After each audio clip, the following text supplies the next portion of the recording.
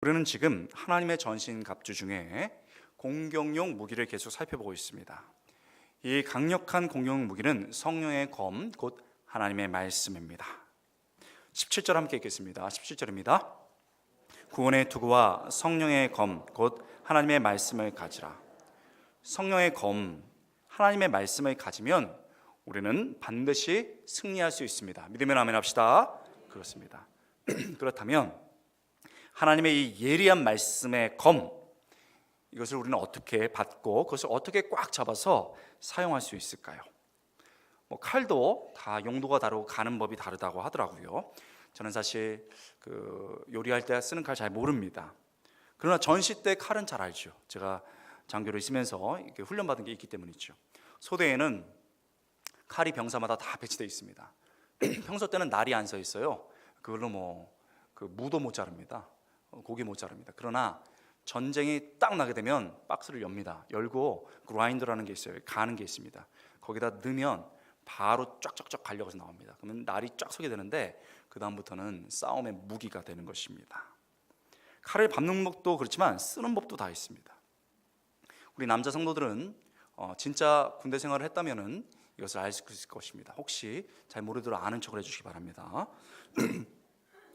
칼은 크게 군대에서 칼은 이 백병전 때 총에 꽂아서 쓰게 되는데 두 가지 전법이 가장 중요합니다. 베고 찌르는 겁니다. 베는 거는 이렇게 총을 끼워서 이렇게 꾸부정하게 됩니까? 쫙 펴야 됩니까? 쫙 펴야 됩니다. 어떻게 되죠? 쫙 핍니다. 아시네요. 쫙 펴서 사선으로 거야 됩니다. 그래야 적의 이 몸을 벨 수가 있습니다. 찌르는 건 교범에 나와 있어요. 그래서 똑바로 합니다. 그 다음에 이렇게 찌른 다음에 그냥 끝나는 게 아니고 심장을 해서 찌른 다음에 비트입니다. 비트는 이유는 이게 피해서 응고가 될 수도 있고 안 빠질 수 있기 때문에 돌려서 공간을 확보해서 뺍니다. 그대로 이렇게 빼는 거죠. 그런 다음에 다시 적을 이렇게 하는 겁니다. 좀 잔인하지만 제가 이 얘기를 왜 했냐, 칼을 받는 방법과 쓰는 방법이 다 있어요. 말씀의 검 오직 하겠습니까? 한국 교회의 문제가 뭐냐면 이런 거 안 가르쳐요. 그냥 말씀 읽어야 된다, 들어야 된다 이런 얘기를 하지만 개론이죠. 강론이 없는 거예요. 그러니까 못하는 거죠. 여러분, 우리는 그래서 이 말씀의 검을 갖고 잘 쓰기 위해서 5가지 방법을 배웠습니다. 들어야 하죠. 그리고 묵상해야 합니다. 읽어야 합니다. 공부해야 합니다. 암송해야 됩니다. 그래서 말씀을 잡는 손, 듣는 거 중요하죠. 가장 중요합니다. 그러나 이거 갖고 안 됩니다. 사단이 싹 가져가요. 이거 가지고 못 싸웁니다. 그러니까 암송 정도, 묵상 정도는 해줘야 됩니다. 그리고 오늘 배우는 것처럼 읽기 정도는 해줘야 됩니다. 최소한 2개는 있어야 이걸 잡을 거 아닙니까? 그래도 빠지기 쉽거든요. 그렇기 때문에 공부하고, 그렇기 때문에 읽어야 됩니다. 우리는 지난 2주 동안에 그 중에서 듣는 것과 묵상하는 걸 배웠습니다. 그래서 우리가 들을 때 그냥 듣는 게 아니고 방법이 있다고 말했습니다. 몇 가지를 제시했죠. 목회자는 강단에서 말씀을 가감없이 순전하게 전해야 된다고 말했습니다. 성도들은 구경하는 게 아니고 기도와 기대하는 마음으로 들어야 된다고 말했습니다. 3번째, 내가 듣고 싶은 말씀이 아니고 내가 들어야 될 말씀을 붙잡아야 된다고 말했습니다. 4번째, 말씀을 들으면서 행함까지 이르러야 된다고 얘기를 했습니다. 여러분, 전교인 부흥회가 우리 6월 14, 15, 16 원래부터 계획되어 있었습니다. 강사로 우리가 2분을 유명하신 분을 모셨는데, 한 분은 시간이 도저히 안 된다고 해서 내년에 하시기로 하셨고, 한 분은 이번에 모시는데 이분이 이인호 목사님이라는 분입니다. 더 사랑의 교회라는 담임 목사님이신데, 교회 이 교회는요 최근에 가장 빠르게 성장하는 교회입니다.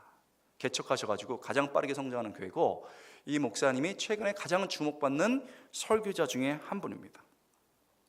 그래서 저희 성도들이 말씀 듣는 게 중요하기 때문에 제가 강사를 1년 전부터 해가지고 이렇게 했습니다. 그런데 재밌는 거는 바쁘시다고 안 오시려고 그래요. 그래서 제가 사랑의 교회에 같이 있었기 때문에, 목사님 오시겠습니까? 안 오시겠습니까? 오시겠습니까?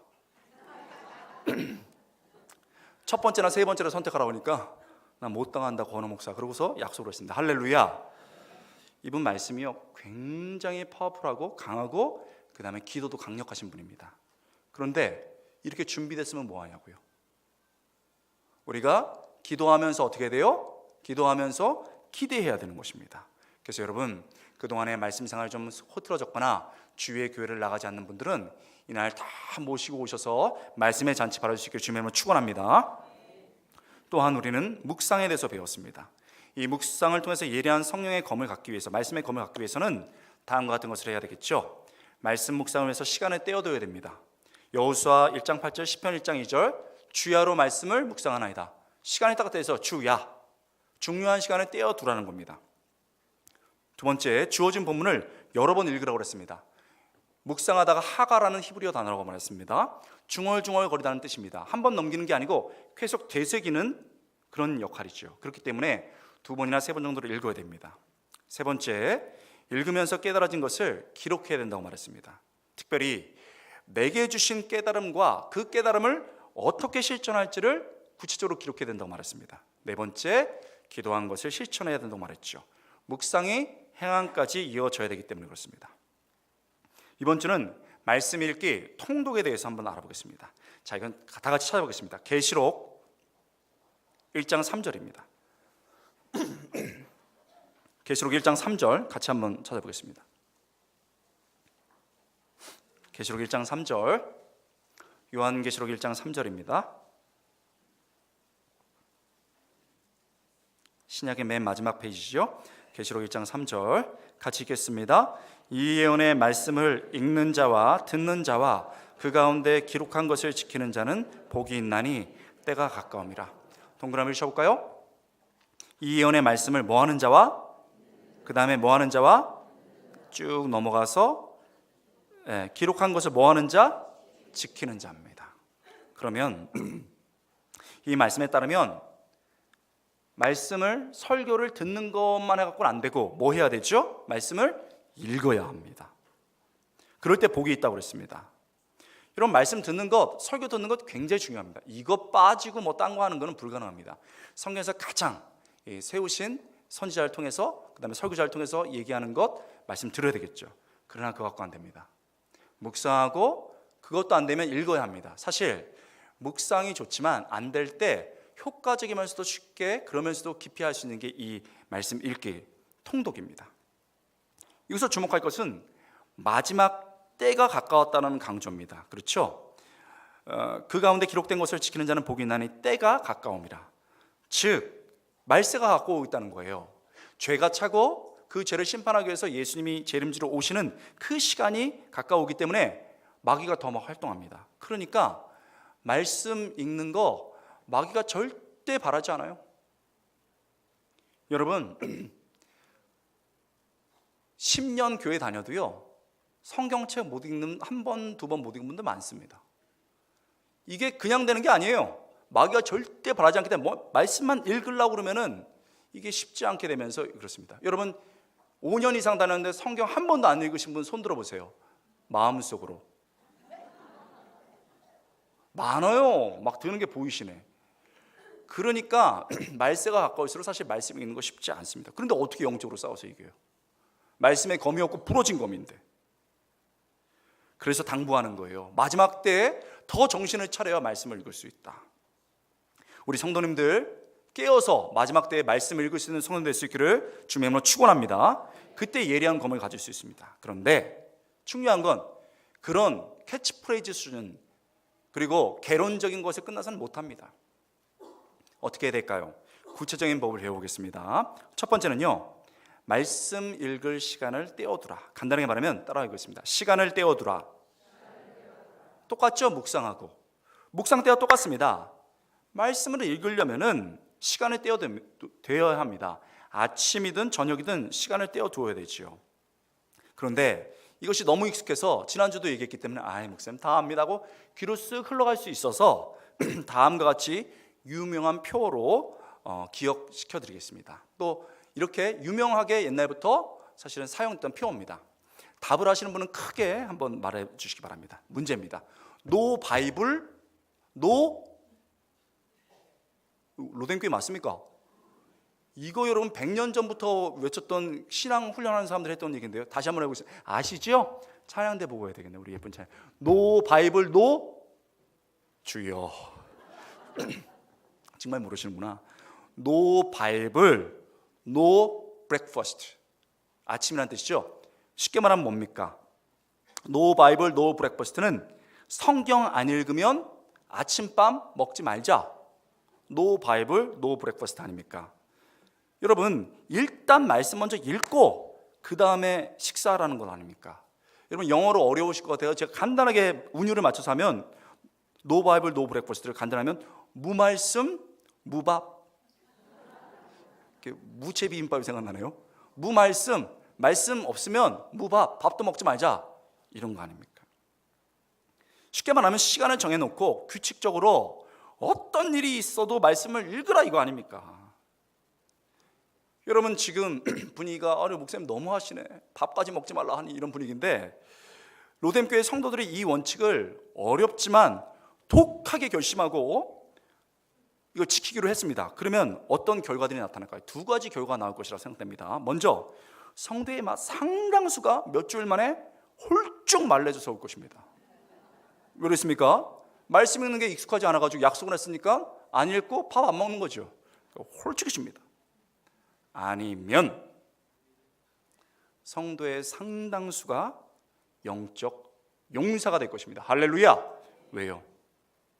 밥보다 소중한 말씀을 먹어서입니다. No Bible, no breakfast. 성경 안 읽으면 밥 먹지 말자. 무말씀, 무밥. 이런 이야기를 하면은 목사님 너무합니다. 주일날 나오는 것도 힘든데 그렇게까지 강요를 하십니까? 그래서 제가 말씀드린 거예요. 주일날 나오실 정도의 성도들이니까 더 발전하셔야 되잖아요. 그래서 이렇게 얘기하는 겁니다. 율법적으로 하자는 게 아닙니다. 이 말의 뜻은 뭐냐면 이 정도로 말씀 읽는 것을 사모하고 강하게 결심하지 않으면 절대 말씀을 읽지 못한다는 겁니다. 읽어야 되겠네? 못 읽습니다. 진짜 내가 밥보다 말씀을 읽어야지, 먹어야지 해야 읽을 수 있다는 겁니다. 한 분의 얘기를 들어봅시다. 굉장히 과격하게 얘기했어요. 우리는 말씀에 영향을 받는 인생이 되어야 한다. 얼마나 귀중합니까? 우리는 말씀에 영향을 받는 인생이 되어야 한다. 내가 자라던 시절만 해도 너무 가난하고 먹을 것이 없었다. 교회에 전자악기나 드럼 같은 것은 찾아볼 수 없었다. 그저 풍금이 다였다. 빔 프로젝트 영상 같은 것도 없었다. 주일학교에 가면 창호지 같은데 찬양 가사를 써서 그것을 보며 불렀다. 그러나 그 시절을 생각하면 늘 감동이 되고 감사되는 가장 중요한 것이 성경이었다. 성경을 얼마나 강조했는지 성경 안 읽으면 먹지도 말라고 했다. 교사들이 이렇게 얘기해 준 거예요. 우리 교사들 이렇게 하고 있습니까? 그러면 자기가 홀쭉 말랄걸요? 본인도 성경을 안 읽어가지고 그렇게 가르쳤다는 거예요. 우리 부모님도 마찬가지였다. 설상가상이에요. 우리 부모님도 마찬가지였다. 부모님의 신앙교육을 한마디로 말하면 No Bible, no breakfast. 성경이 없으면 식사도 없다였다. 성경을 안 읽으면 밥을 먹지 못했다. 영의 양식도 안 먹는데 배고프다고 밥을 먹는 게 말이 안 된다는 것이었다. 여러분, 우리 어때요? 애들 밥 한 끼 안 차려주면 가슴 그렇게 아파가지고, 고기 한번 못 사주면 가슴 그렇게 아파가지고 하는데, 성경 못 먹어 애들 쫄쫄 말랐는데 영적으로 가슴 아파합니까? 이 얘기를 듣는데 가슴이 턱 막히는 거예요. 영의 양식도 안 먹는데 배고프다고 밥을 먹는 게 말이 안 된다는 것이었다. 그렇게 성경을 소중하게 여겼다. 시대가 갈수록 점점 황폐해지고 점점 영적으로 피폐한 사람들이 많이 나타나고 있는 것은 바로 우리가 이 정신을 잃어버렸기 때문이 아닐까? No Bible, no breakfast. 육신이 허기질 때 밥을 찾으면서 영혼의 허기를 채우는 성경은 왜 안 보는가? 분명하다. 우리 말씀에 영향을 받는, 우리는 말씀에 영향을 받는 인생이 되어야 한다. 여러분, 어찌 보면 과격한 선생님 밑에서 자랐습니다. 더 한 거는 어찌 보면은 과격한 부모님 밑에서까지 자랐습니다. 그런데 이분이 지금은 앞장서 가지고 노 바이블 노 브렉퍼스트 이러고 있다는 겁니다. 이렇게 외치는 분 누굽니까? 한국교회에 가장 큰 영향을 미치고 있는 분 중 한 명인 이찬수 목사님입니다. 이 목사님 저서 기도하며 통곡하며 있는 글이거든요. 여러분, 영적인 용사가 그냥 태어납니까? 그냥 맘만 먹는다고 되냐 이겁니다. 그런 건요 일반 법에도 없어요. 율법적으로 하자는 게 아닙니다.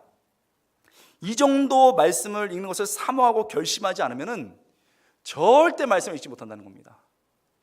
20년 교회 다녀도요 한독, 이독 그렇게 못합니다. 이렇게까지 강조했는데 어떤 분 씩 웃는 분이 계세요. 씩 웃으면서 목사님, 저 원래 아침 안 먹습니다. 그러니 저는 아침 성경 안 읽어도 되겠네요. 이런 분들이 있었습니다. 그리고 이제 미국에서 나온 표현이니까 미국에서도 이런 분이 있었던 것 같아요. 그래가지고 이 노 바이블 노 브렉퍼스트뿐만 아니고 영적 훈련하신 분이 또 하나를 만들었어요. 노 바이블 노 베드. 베드는 침대 아니에요. 성경 안 읽었는가? 침대로 가서 디비저 자지 마라 이런 뜻 아닙니까? 안 읽었으면 자지 마라 이런 겁니다. 여러분, 우리 자기 전에 뭐 합니까? 우리 교회 성도들은 안 계시지만 대부분 마지막까지 세상이 어떻게 돌아가는지 뉴스를 막 쳐다봅니다. 아니면 젊은 사람들은 핸드폰 막 이렇게 봅니다. 제가 묻겠습니다. 여러분, 그렇게 뉴스 봐가지고 세상이 바뀌던가요? 핸드폰을 그렇게 쳐다봐가지고 여러분 인생이 바뀌던가요? 아닙니다. 우리 인생이 정말 바뀌고 우리 가정이 바뀌고 우리 교회가 바뀌려면 마지막 잠자는 순간 TV나 스마트폰이 아니고 영원한 우리의 힘이 되시는 말씀을 읽어야 될 줄 믿습니다. 시간 떼어두셔야 됩니다. 각오하셔야 돼요. 그렇지 않으면 벌써 5월입니다. 이번 한 달도 못 읽어요. 두 번째, 말씀의 큰 방향을 알고 읽으랍니다. 따라해 볼까요? 방향을 알고 읽으라. 두 번째는 방향을 알고 읽으랍니다. 통독의 가장 큰 장점은요, 빨리 읽는 겁니다. 아니, 막히는 거 있으면 그냥 넘어가세요. 3장부터 5장을 꾸준히 읽습니다. 지금 1년 통독하기 원하면 10장씩 읽어야 됩니다. 읽으면 어때요? 그리고 읽다가 너무 은혜로워가지고 5장 읽었는데 막 10장씩 읽고 싶어요. 그러면은 절제해야 돼. 그러지 마시고 평생 그럴 때 안 와요. 그냥 읽어버리세요. 그날 그냥 해가지고 읽어버려요. 그걸 왜 그때 절제를 해요? 하여튼 드라마나 이어서 엄청 보시면서 성경 그렇게 안 하시더라고. 읽어버려요. 그런데 가능하면 각 장이 무엇을 말하고 있는지를 먼저 살피고 읽으라는 겁니다. 각 장이 무슨 내용인지 먼저 읽으십시오. 그러면 성경이 필요합니다. 어떤 성경이 필요하냐면 해설 성경, 주석 성경, 그다음 젊은 사람들은 NIV나 ESV 스터디 바이블이라고 있습니다. 이걸 사시면요, 각 장이 무슨 내용인지가 간략하게 나와 있어요. 그래서 그거를 보고서 읽으면 이해가 잘 되는 거예요. 이런 게 필요한 거예요. 여러분, 우리 성도들은요, 예쁜 옷, 지금도 예쁘신데 예쁜 옷, 그다음에 좋은 전자기기, 좋은 차 이런 거 많으세요. 나쁘다는 거 아니에요. 근데 성경은 너덜너덜 안 사죠. 옛날 성경 가지고 있고 주석 성경 없으셔. 여러분 좀 어떠셔요? 좀 그러지 마시고. 오늘 제가 일부 설교했더니 어떤 분이 예쁘게 입고 오셔서 목사님 어떻게 하셨어요? 막 그러면서 얼굴 빨개졌는데, 아니 그렇다는 거예요. 여러분 옷도 사고 좋은 전자기기도 사야 되는데 하나님의 말씀 알 수 있는 그 좋은 성경 사셔야죠. 그래가지고 여러분 당장 6월달 중에 우리 교육자들이나 주위분들에게 좋은 옷, 좋은 가방만 자랑하지 마시고 좋은 성경 샀다고 자랑할 수 있게 주면 축원합니다. 성경 좀 사세요. 싼 거는 주석 성경 한 4, 5만 원, 비싼 건 7, 8만 원 되는 거 있습니다. 뭐 어때요? 먹는 거는 막 10만 원씩 하는 거 아깝지 않으면서 말씀 먹는 거는 그렇게 아까워요? 좋은 성경 사셔가지고 들고 다니기 어려우시면 집에다 두고 다 이렇게 하시기 바랍니다. 그래서 시간을 떼어둬야 되고 그 다음에 방향을 알고 해야 됩니다. 세 번째 중요한 겁니다. 읽으면서 영적 흔적을 남겨라. 따라해 보겠습니다. 영적 흔적을 남겨라. 그렇습니다. 영적 흔적을 남겨야 됩니다. 말씀을 읽고 그냥 넘어가서는 안 됩니다. 말씀을 읽으면서 다음과 같은 구절에 밑줄을 치거나 아니면 적어야 됩니다. 깨달음을 적어둡니다. 중요한 구절은 밑줄을 치거나 적어두는 겁니다. 이것을 일반 독서를 사랑하는 모임에서도 독서 기술을 가르치는 데서도 쓰는 용어가 있는데 그거를 액티브 리딩, 적극적인 읽기, 주도적인 읽기라고 말합니다. 그냥 눈으로 봐갖고는 안 된다는 거예요. 읽으면서 밑줄 치고 내가 깨달은 거를 적을 때 마음에 더 남는다는 겁니다. 믿지 않는 사람들도 이걸 다 알아요. 근데 우리는 이렇게 읽는단 말입니다. 그래서는 안 되겠죠. 영적인 흔적을 남기기 위해서 내가 딱 봤을 때 중요하다고 생각하는 걸 밑줄을 치고 깨달아지는 걸 적어야 됩니다. 그럼 우리는 어떤 거에 밑줄을 치고 어떤 것을 기록해둬야 될까요? 크게 두 가지입니다. 첫 번째는요, 이 순서를 잘 모르시는데, 순서를 모르는데 가장 핵심되는 구절을 줄쳐야 됩니다. 기록해야 됩니다. 이게 제일 중요한 거예요. 내가 은혜 받은 거 있잖아요. 내가 은혜 받은 거 하는 게 아니에요. 가장 이 장의 핵심 되는 거를 치는 겁니다. 예를 들면 이래요. 창세기 22장은 아브라함이 이삭을 바치는 구절입니다. 그러니까 은혜로운 많은 구절이 있지만 그 구절의 가장 핵심인 절을 쳐야 되겠죠. 2절입니다. 여호와께서 이르시되 내 아들 내 사랑하는 독자 이삭을 데리고 모리아 땅으로 가서 내가 내게 일러준 한 산 거기서 그를 번제로 드리라. 이게 그 내용을 딱 요약하는 한 절이나 두 절인 거예요. 마태복음 1장은 우리가 말하는 족보잖아요. 뭐 뒤가 은혜롭고 앞에가 그런 게 아니고 이거의 딱 핵심이 뭐냐면 1절이지요. 아브라함과 다윗의 자손 예수 그리스도의 계보라. 이렇게 해가지고 그 밑줄을 딱 보면은 아 이게 무슨 장인지 아는구나 딱 표시를 해야 되는 거예요. 두 번째 표시해야 되는 건 뭐냐면은 밑줄 치거나 기록해야 되는 건 뭐냐면은 그 다음에 내게 은혜가 되거나 깨달아지는 것을 이제 적어둡니다. 즉 마음을 울리는 말씀 그리고 하나님께서 내게 주시는 깨달음을 줄을 치거나 적는 거지요. 이런 작업이 구체적으로 필요한 거예요. 근데 이때 통독을 잘 하시는 분들은 이걸 꼭 쓰시는데 이때 깨달음만 쓰는 게 아니고 언제 어디서 이 말씀을 하나님께서 주셨다는 것을 기록해 둡니다. 늘 그렇게 하라는 게 아니고 강하게 내게 말씀이 부딪혔을 때 언제 어디서 이 말씀을 하나님께서 하셨는지 깨닫게 하신지를 적어둡니다. 예를 들면 2017년 5월 로뎀교회에서 아니면 집에서 이렇게 적어두는 거죠. 그럴 때 뭐가 남느냐? 말씀이 딱 깨달아지면서 흔적이 남습니다. 제가 경험했던 실제 예를 들어보겠습니다. 2009년도에 저는 미국 텍사스에서 박사 논문을 이렇게 쓰고 있었습니다. 한참 박사 논문을 쓰고 있는데요. 어느 날 이제 막 쓰고 있는데 4년 동안 사용했던 노트북 하드가 날아갔습니다. 이건요, 여러분 돈 잊어버린 정도가 아니고 논문을 맞춰야 이게 학위를 받을 수 있거든요. 근데 하드가 날아갔습니다. 그래서 큰일 난 거예요. 전문 업체 알아보니까 고칠 수 있대요. 1,000불, 100만 원 넘게 주면. 학생이 무슨 돈이 있습니까? 포기를 하고 보니까 마침 휴대용 용품에다가 저장해 둔 게 있는데 3분의 1은 없었어요. 날아간 거죠. 논문을 머금고 제가 쓴 거를 또 쓰는 게 여러분 얼마나 힘든지 몰라요. 또 썼습니다. 그리고 몇 주 뒤에는요, 또 어떤 일이 있었냐면 몇 주 뒤에 누군가 제 썩음썩음한 차를 뒷 유리창을 깼습니다. 뭐 훔쳐가려고. 아니 무슨 학생 차를 깨요. 깨고서 아무것도 없으니까 유리창만 깨고 갔습니다. 텍사스는요, 여러분 우리나라 제일 더운 날씨에 플러스 5도 하면은 텍사스 날씨입니다. 그 차 앞에 까만 그 본넷에다가 그 후라이 놓으면은 계란 깨면 익습니다. 근데 뒷유리가 깨진 거예요. 타고 다닐 수가 없어요. 그래가지고 돈을 물어보니까 몇백 불이에요. 안 되겠어가지고 집에 있는 플라스틱 잘라가지고 있잖아요. 몇 개 이어가지고 붙였습니다. 몇 주 뒤에는요, 집 차고 문이 망가졌습니다. 미국 사신 분은 알겠지만 집에 차를 조그맣게 대는 문이 그 장소가 있어요. 차고가. 근데 이게 셔터처럼 이렇게 닫히거든요. 근데 이게요 갑자기 고장난 거예요. 열 수가 없어요. 차가 그 안에 있잖아요. 그래서 어떻게 학교 다니다가 토요일 날 됐는데 못 고쳤습니다. 그래서 어떻게 합니까? 이제 교회를 가야 되는데 그래가지고 밤 10시 11시까지 한다 안 되다가 망치 들고 펜치 들고 있잖아요. 이걸 다 분해했습니다. 분해해가지고 셔터를 다 뜯어냈어요. 수북하게 싸놨습니다. 문제는 그 다음날 가는데 정문이 있고 그 차고문에서 또 집으로 들어가는 문이 있어요. 그럼 차고문이 없으니까 열린 상태에서 가야 되는 거예요. 그러면 안이 훤히 들여다 보여요. 얼마 전에 도둑 맞았잖아요. 어떻게 합니까? 고민하다 결국 차 몰고 문 대충 이렇게 잠긴 것처럼 해놓고 그냥 교회에 왔습니다.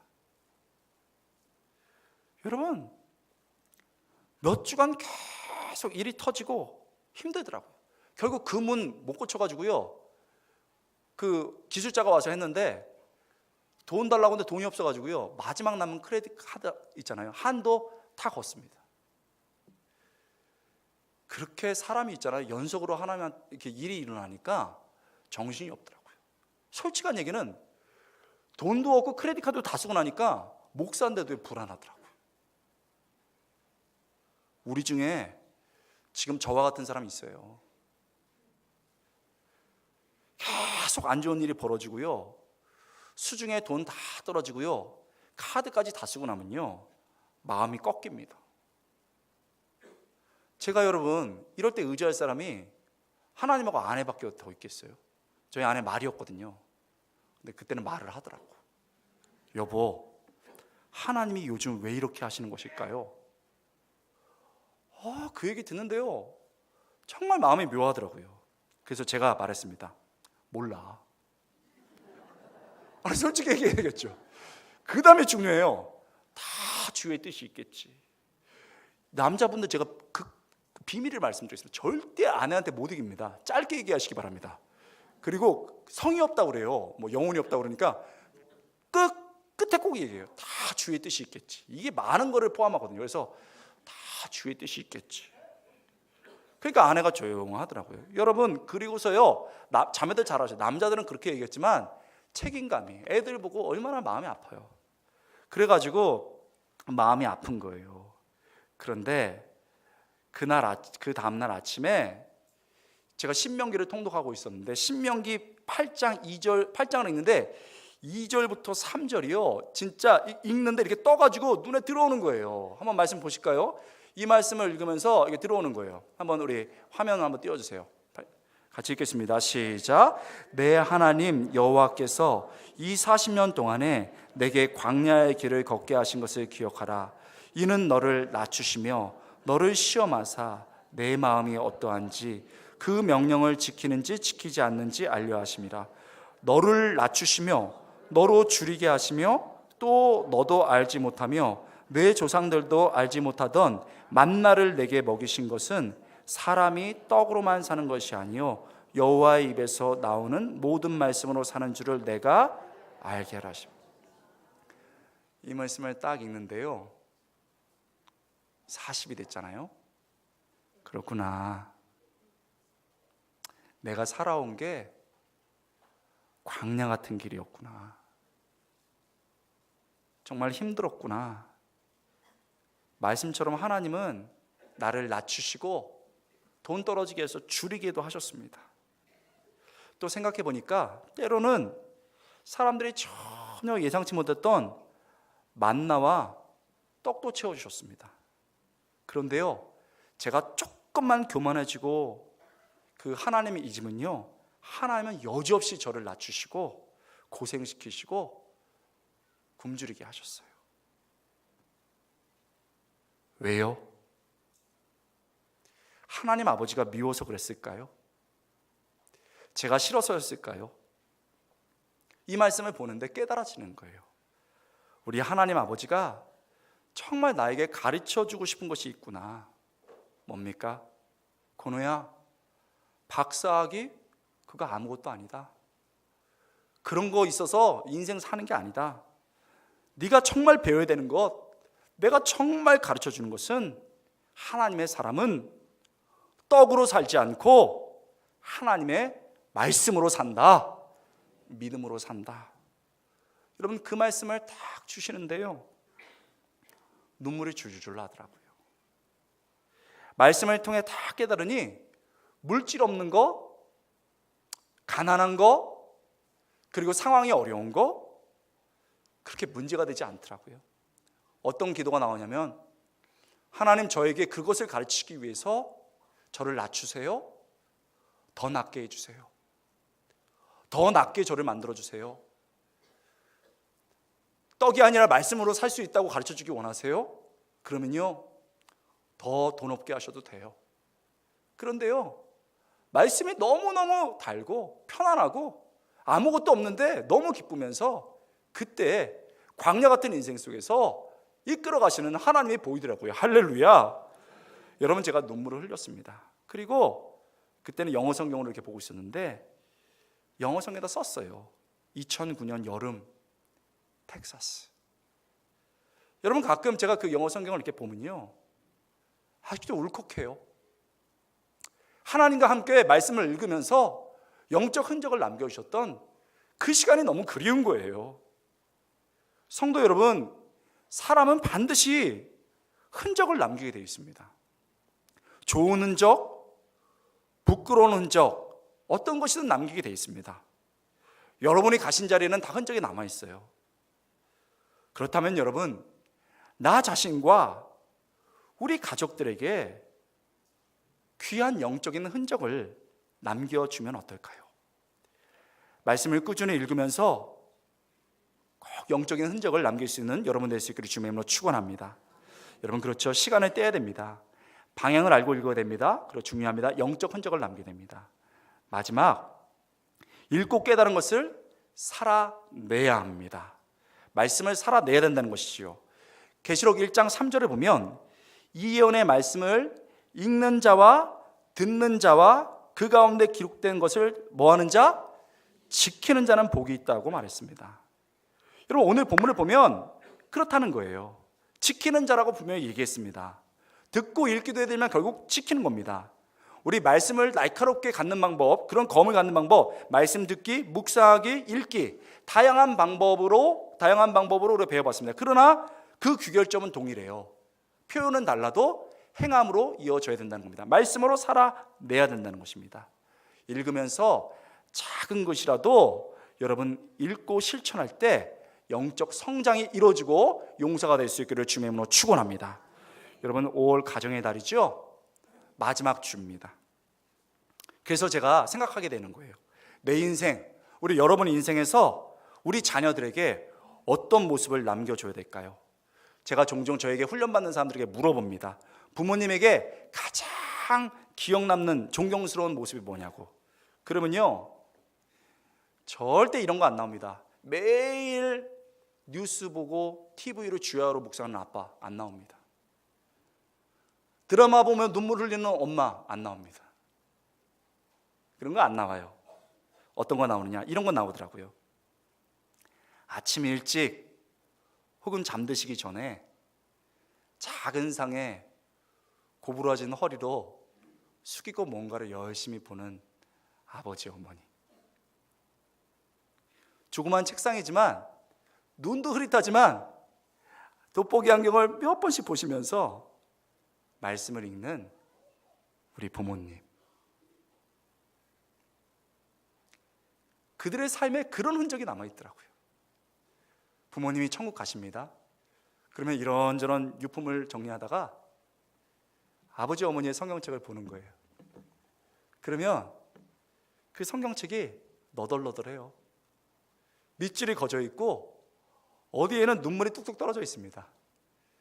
그래서요, 제가 여러분 장례식 인도가 가면은 제 손을 잡고서 성경을 보여주면서 우리 아버지가 어머니가 읽었던 성경입니다 하는데 말 안 하지 않아도 이분이 자신의 자녀에게 큰 영적 흔적을 남겼구나라는 것을 알 수가 있었습니다. 여러분, 말씀 읽는 거 쉽지 않습니다. 그러나 정말 말씀을 읽고 말씀을 살아내서 우리 아이들의 삶에 지워지지 않는 귀한 영적 흔적 남겨줄 수 있기를 주님의 이름으로 축원합니다. 여러분, 우리 기도하겠습니다.